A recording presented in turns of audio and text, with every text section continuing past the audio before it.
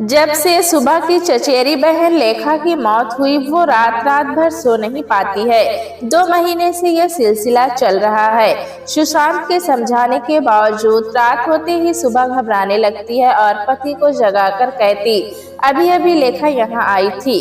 उसकी इस मनोस्थिति से सुशांत परेशान थे। डॉक्टरों का कहना था कि सुबह का अवचेतन मन जब इस सत्य को मान लेगा कि लेखा सचमुच अब इस दुनिया में नहीं है, तो सब ठीक हो जाएगा। चूंकि लेखा का मृत शरीर सुबह ने अपनी आंखों से देखा नहीं, इसीलिए ये परेशानी है। आज रात भी ऐसा ही हुआ। लगभग 2 बजे सुबह ने सुशांत को जगाया। बोली, लेखा यहाँ आई थी, मैंने उससे बातें की है। सुबह ये तुम्हारा भ्रम है, सो जाओ और मुझे भी सोने दो। सुबह ऑफिस जाना है कहकर सुशांत करवट बदलकर सो गए। सुबह फिर नहीं सो पाई। उसकी बंद आंखों में लेखा के साथ अपने पहले के दिन सजीव हो उठे थे। लेखा और सुबह दोनों चाचा ताऊ की बेटियां थी, फिर भी उनमें प्रेम सगी बहनों जैसा था। दोनों एक दूसरे की परछाई बनी हमेशा साथ साथ रहती थी। सुबह बड़ी थी और लेखा छोटी, इसीलिए वो सुबह को जीजी कहकर पुकारती थी। फिर परिवार में बिखराव आया तो लेखा के पिता ने अलग मकान ले लिया। छोटे भाई का इस तरह साथ छोड़कर जाना बड़े भाई को बुरी तरह अखर रहा था। उस पर से सुबह रोज उनसे कहती, बाबूजी मैं लेखा के घर खेलने जाऊं, कोई जरूरत नहीं वहां जाने की। जवाब मिलता। अपने पिता का नाराजगी भरा उत्तर सुनकर सुबह मुंह लटकाए छत पर चली जाती। एक दिन स्कूल से लौटकर सुबह खाना खा रही थी कि जिज्जी जिज्जी की पुकार कानों में पड़ी।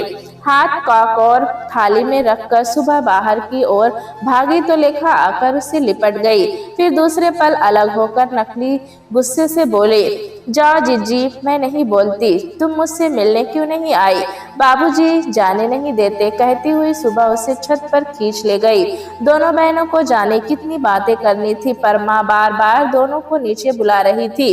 नीचे आते ही लेखा अपनी ताई से लिपट गई। बोली, बड़ी माँ मुझे चीनी भरा पराठा बनाकर दो ना, माँ नहीं बनाती हैं। जब कहो तो वे ब्रेड पर जैम लगाकर दे देती हैं। उसकी भोली फरमाइश पर ताई ने झटपट मीठा पराठा बनाकर उसे खिलाया। लेखा अपने ताऊ और ताई की लाडली थी। वो जब ताऊ के पास बैठती तो हंसी का पिटारा खोल देती। उसका घर से चले जाना उसके ताऊ को बहुत अखर रहा था। और आज जब वे ऑफिस से शाम को घर पहुंचे तो लेखा दौड़कर उनसे लिपट गई। अभी तक मुझसे मिलने क्यों नहीं आई? ताऊ ने पूछा तो वो उनके कान से मुंह सटाकर बोली, बाबूजी तो कहते हैं चली जाओ, मगर माँ कहती थी पहले सुबह को आने दो, फिर कैसे आती। लेखा की बात सुनकर ताऊ का दिल भर आया। बड़ों की खींचतान में नहा की ये बच्चियां गेहूं में घुन की तरह पिस रही हैं। और उस दिन से दोनों लड़कियों पर से सारे प्रतिबंध हटा दिए गए। घर बहुत दूर दूर नहीं थे। सो लेखा आते ही अपनी ताई से कहती, जिज्जी को मेरे यहाँ भेज दो ना बड़ी माँ, मुझे उसके बिना अच्छा नहीं लगता, तू ही रुक जा यहाँ, प्यार से सुबह कहती। लेकिन माँ का डर लेखा पर हावी था। वो जानती थी कि उसका वहाँ रुकना माँ को बिल्कुल पसंद नहीं आएगा। उस दिन लेखा के यहाँ से अपने घर वापस लौटकर सुबह बहुत अनमनी थी। काश उसके पास भी लेखा जैसा ही सब कुछ होता।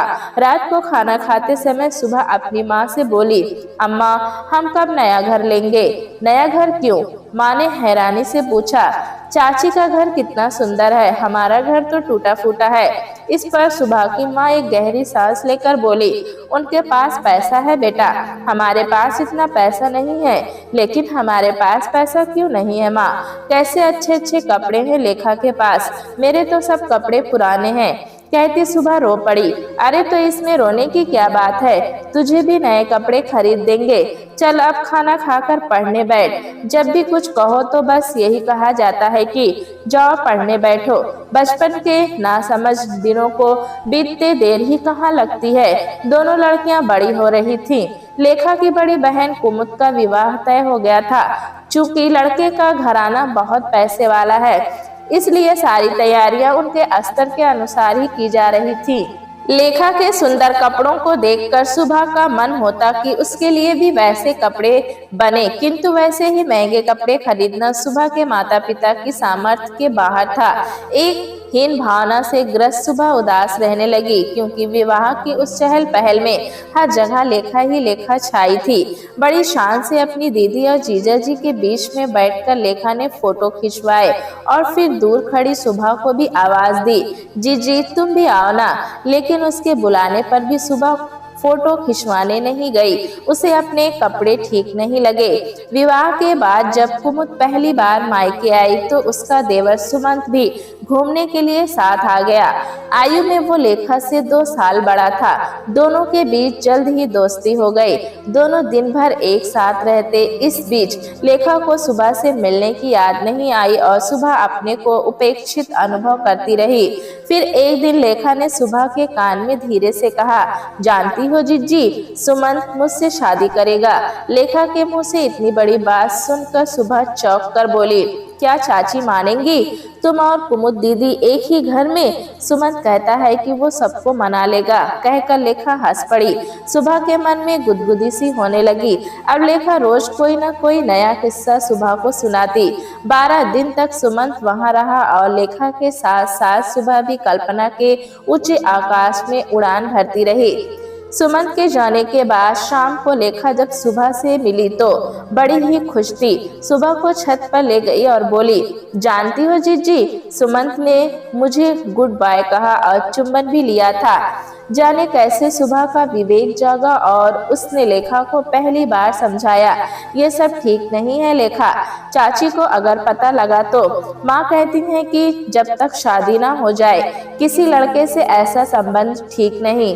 क्या जीजी तुम भी बस कुएं की मेढक हो?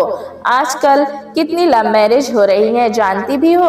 उसके बाद बहुत दिनों तक लेखा सुबह के घर नहीं आई। धीरे धीरे और 2 साल बीत गए। लेखा की प्रेम कहानी कहाँ तक पहुंची ये सुबह नहीं जान सकी, क्योंकि लेखा ने आना बंद कर दिया था। इसी दौरान उसके विवाह की बातें घर में होने लगी थी। सुबह का विवाह जल्द ही सुशांत से तय हो गया। सुशांत मध्यवर्गीय परिवार का लड़का था और एक प्राइवेट फर्म में काम करता था। चूंकि लड़के वालों की कोई मांग नहीं थी, इसीलिए सुबह के माता पिता ने जल्द ही विवाह भी कर दिया था। विवाह के बाद जब पहली बार सुबह मायके गई तो सुना कि लेखा का विवाह सुमन से करने को कुमुद के ससुराल वाले राजी नहीं हुए। ये सुनकर सुबह तुरंत ही लेखा से मिलने उसके घर गई। लेखा बहुत उदास थी और सुबह को देखते ही उसकी आंखों में आंसू आ गए। पीठ पर हाथ फेरते हुए सुबह ने उसे मौन दिलासा दिया। सुबह मायके से ससुराल गई तो अपनी गृहस्थी में ऐसी रमी की लेखा और सुमंत यादों के धुंधले साए बनकर रह गए। फिर सुना कि लेखा का विवाह तय हो गया है। लेखा की शादी में सुबह इसलिए नहीं पहुंच सकी क्योंकि तब वो गर्भवती थी। पत्र के साथ लेखा के लिए मनी ऑर्डर भेजकर उसके उत्तर का इंतजार करती रही, जो लगभग 6 महीने बाद आया। लेखा ने लिखा था, नरेश अच्छे हैं, घर वाले भी अच्छे हैं, लेकिन सभी पर सास का अंकुश है। बहुत पैसे वाले लोग हैं और दीदी की ससुराल से रिश्तेदारी भी है, इसीलिए इन लोगों को सुमंत के बारे में पता है। नरेश मुझसे खिंचे खिंचे रहते हैं, मैं नहीं जानती क्यों। हो सकता है सुमंत के कारण वे मुझसे नाराज हों। पत्र पढ़कर सुबह चिंता में डूब गई। जवानी की बचकानी भूले कब कहाँ पीठ में छुरी बनकर गड़ जाए कोई नहीं जानता। सो प्यार से समझाते हुए उसने लेखा को लिखा, प्रिय लेखा, पिछली सब बातें भुलाकर सच्चे मन से पति एवं परिवार की सेवा कर। पति के प्रति समर्पित होकर जीने से ही पत्नी को सुख मिलता है। पत्र के साथ सुबह ने अपने 6 महीने के बेटे रोमी की एक फोटो भी रख दी। तुरंत ही लौटती डाक से लेखा का उत्तर आया, जीजी कितना प्यारा है तुम्हारा बेटा रोमी, दिल कर रहा है गोद में ले लूं। सच जीजी, मुझे भी ऐसा ही गोल मटोल बेटा चाहिए। और भी ना जाने क्या क्या लिखा था, जिसे पढ़कर सुबह हंसती रही। फिर तो दोनों बहनों के बीच पत्रों का जो सिलसिला शुरू हुआ वो लंबे समय तक चलता रहा। एक दिन पता लगा कि लेखा मां बनने वाली है। बड़े उत्साह भरे अंदाज में लेखा ने लिखा था, जीजी, मैं जानती हूँ कि मुझे रोमी जैसा गोल मटोल बेटा होगा। फिर खबर आई कि लेखा को बेटी हुई। उसके बाद उसके पत्र बड़ी देर से आने लगे। अपनी नन्ही बच्ची को अच्छी तरह संभालना उससे हो नहीं पाता था, इसीलिए सास उससे नाखुश रहती थी। एक दिन लेखा का पत्र आया जिसके अंत में लिखा था, सब ठीक हो जाएगा जिज्जी, तुम चिंता मत करना। लेखा के बारे में सोचकर सुबह जब कभी तनावग्रस्त होती सुशांत उसे समझाते कि धीरे धीरे सब ठीक हो जाएगा। लेखा के प्रति सुबह के लगाव को वे अब तक अच्छी तरह समझ चुके थे। उसके बाद जिंदगी की गाड़ी ने कुछ ऐसी तेज रफ्तार पकड़ी कि दोनों के बीच पत्रों का आदान प्रदान बहुत कम हो गया। सुबह को 2 साल के अंतर पर 2 बेटे और हुए। अपने 3 बेटों के लालन पालन में वो इतनी व्यस्त रहने लगी कि पत्र लिखना टल जाता था। लेखा की दूसरी संतान भी बेटी ही हुई थी। सुबह उसकी बेटियों की फोटो अवश्य मंगवाती थी।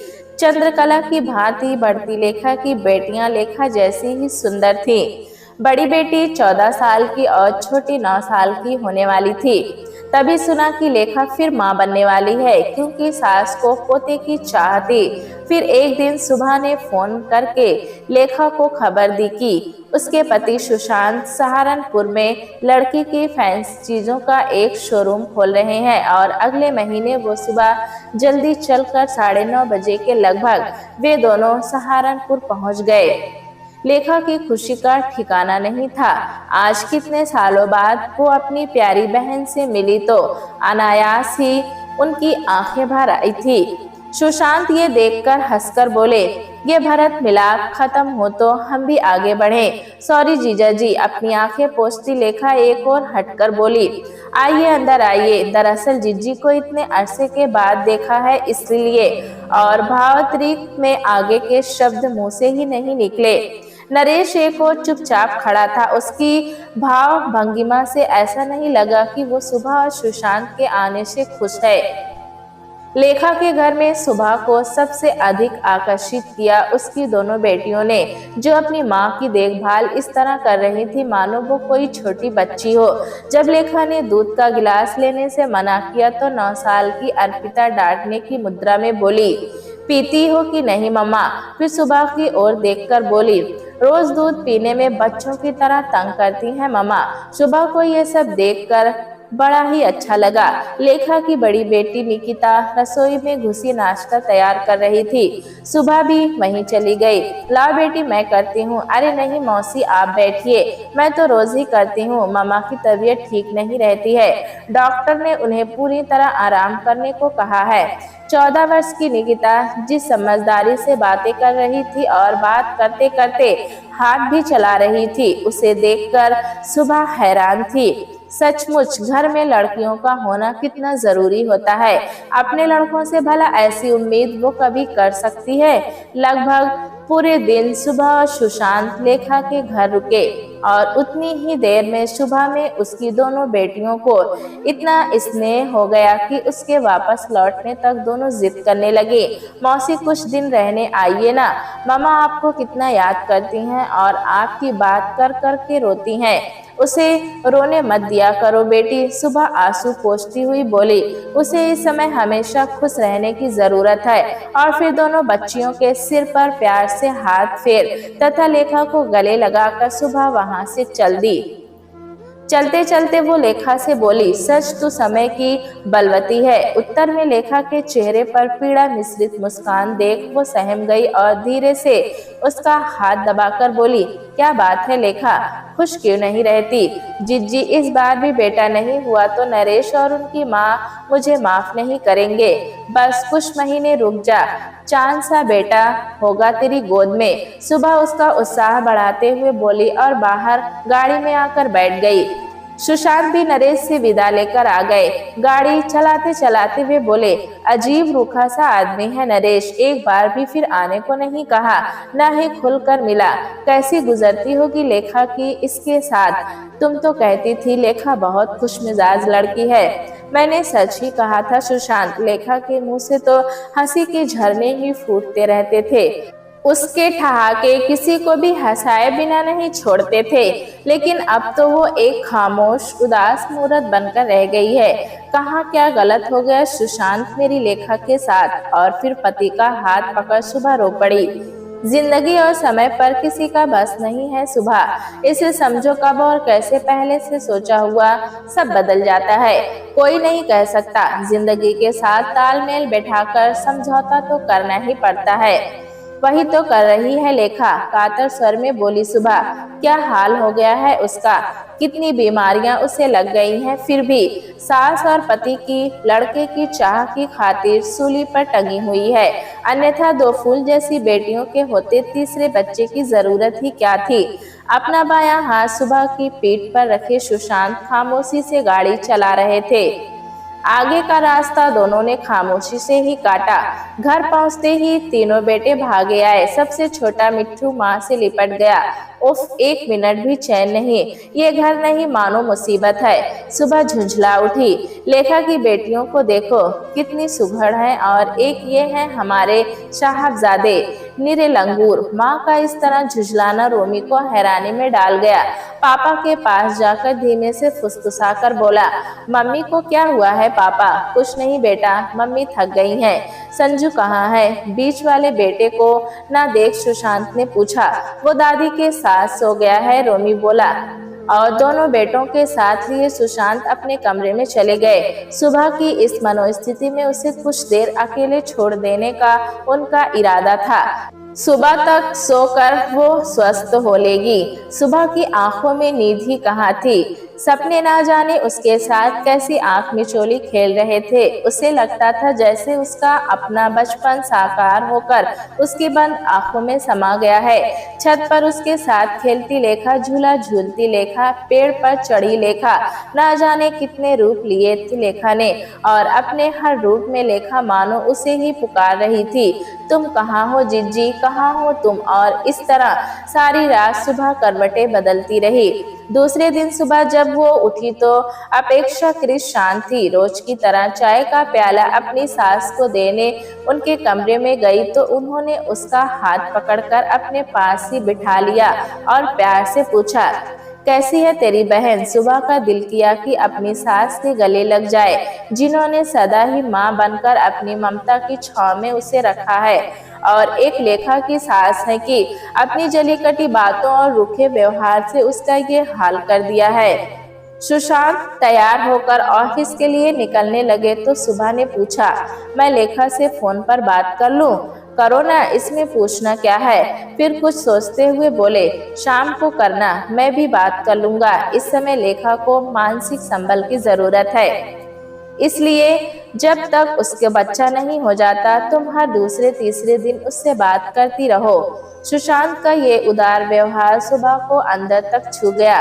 काश लेखा को भी ऐसी ही ससुराल मिली होती, उसके भोले मासूम हृदय को समझने वाला पति मिला होता, उसकी भावनाओं का आदर करने वाली सास मिली होती तो आज लेखा इस तरह टूट न गई होती। अब हर सप्ताह 2 से 3 बार सुबह लेखा को फोन कर लेती, और आज जितनी बार सुबह लेखा को फोन करती वो यही कहती, जिज्जी इस बार बेटा हो जाए तो मुझे मुक्ति मिले। धड़कते दिल से सुबह प्रसव की निर्धारित तिथि की प्रतीक्षा कर रही थी। जब उस तिथि से भी 4 से 5 दिन ऊपर हो गया तो सुबह ने फोन मिलाया। पता चला कि प्रसव तो हो चुका है और इस बार भी बेटी ही हुई है। ये जानकर सुबह का सिर चकराने लगा। उसके सारे मंसूबे धरे के धरे रह गए। उसने सोचा था कि लेखा के इस बार बेटा हुआ तो वो उसकी सास, पति एवं बच्चों के लिए भी खूब सारा सामान लेकर उनके घर जाएगी, अपने तीनों बेटों को भी साथ ले जाएगी, लेकिन मन की सब मन में ही धरी रह गई। अब तो लेखा का सामना करने का भी उसमें साहस नहीं था। फिर एक दिन लेखा की बड़ी बेटी निकिता का फोन आया। उसने बताया कि माँ के पाँव में गैंग्रीन हो गया है और डॉक्टर उनके दाएं पाँव का अंगूठा काटने को कह रहे हैं। माँ ने रो रो कर अपना बुरा हाल कर लिया है। मौसी आप कब आएंगी? निकिता की बातें सुनकर सुबह कांप उठी। सुशांत से सलाह ली तो वे बोले, मैं अगर तुम्हें वहां लेकर चलूं तो भी हम कर क्या पाएंगे? तय तो सब कुछ नरेश या डॉक्टर ही करेंगे। तुम लेखा से फोन पर बात करके उसे समझाओ कि डॉक्टर का कहना माने। सुबह ने फोन मिलाया तो फोन पर लेखा रोती हुई बोली, अब मेरी जीने की इच्छा नहीं है जीजी।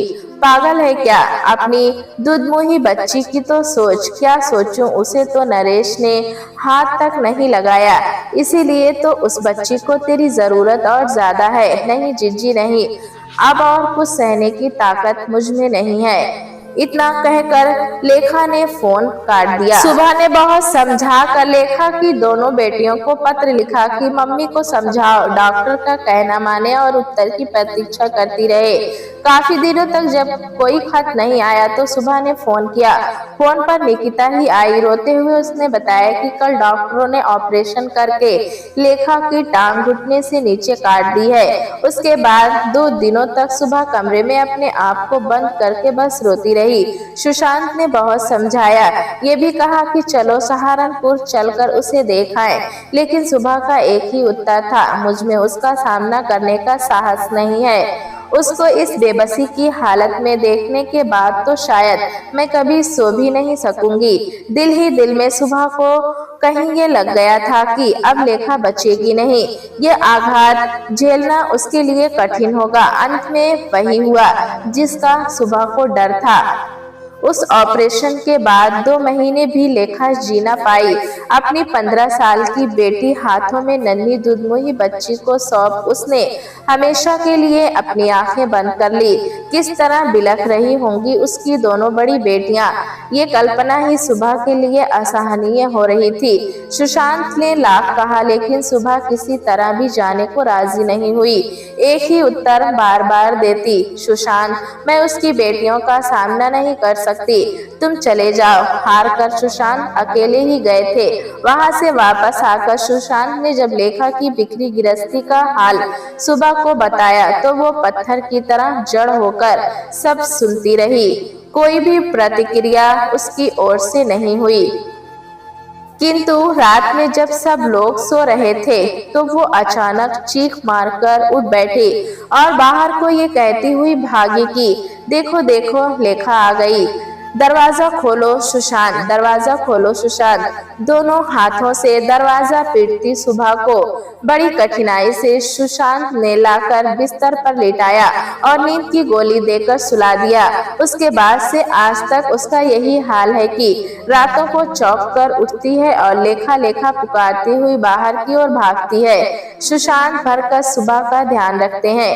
डॉक्टरों का कहना है कि समय ही इस घाव को भरेगा, पर तब तक सुशांत को अतिशय प्रेम और सहृदयता से अपनी पत्नी को संभालना है और सुशांत को विश्वास है कि एक न एक दिन सुबह इस मोहजाल से मुक्त होकर स्वाभाविक जिंदगी जी सकेगी।